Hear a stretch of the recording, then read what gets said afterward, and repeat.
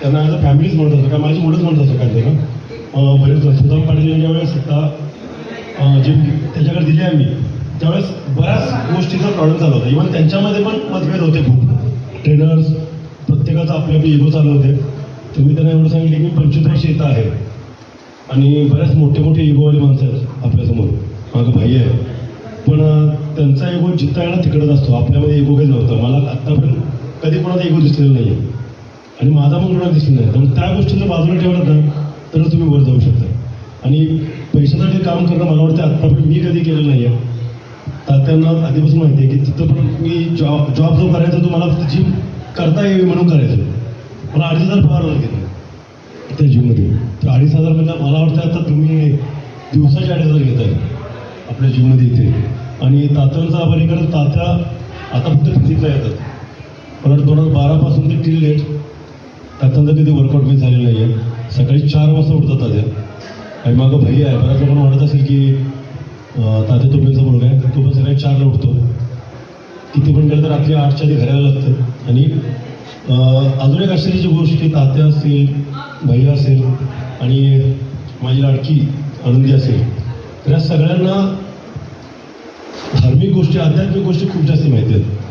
म्हणजे आनंदीला आणि भैयाला पण सगळे स्तोत्र येतात. गणपती स्तोत्र असेल किंवा महादेवाचे स्तोत्र असेल. मला काही खबर काही, मला एकच स्तोत्र येतं फक्त जिमचं.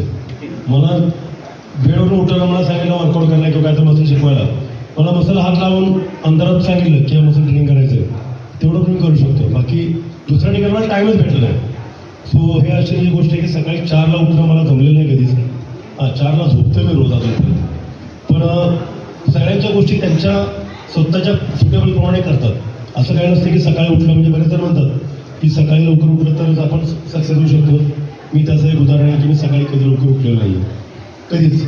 बऱ्याच ठिकाणी स्पॉन्सरशिप मला मिळायची 10-12 लाख रुपये. मला सांगितलं की 5 वाजता या, पण मी नाही गेलो तिकडे, कारण माझं सकाळी झोपणं उठणं कधी झालं आतापर्यंत. पण एकच आहे की उठल्यानंतर मी झोपेवरून भरपूर काम करतो टिल लेट. आता मी 4 तास झोपतो. आणि बरेच लोक असे असतात की जर रेस्ट मिळत नाही आहे, कामातनं टाईम मिळत नाही आहे वर्कआउटला, तर आपल्यासाठी टाईम मिळत नसेल मग कशासाठी मिळतो time. So people is everything. देणारी पण माणसं आहेत, घेणारी पण माणसं आहेत, तुम्हाला त्रास देणारी पण माणसं आहेत आणि तुम्हाला सांभाळणारी पण माणसं आहेत. सो माणसांना जेवढं तुम्ही जास्त जपाल तेवढं लाईफ तुमची चांगली होते. कारण कुणाकडे किती पैसे येते बघून आपण सांगू शकत नाही.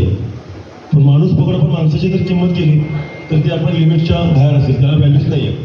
सो प्रत्येकाला जपत राहा. बऱ्याच गोष्टी होत असतात जिममध्ये, आपल्या लाईफमध्ये. एकमेकाला जपलं तर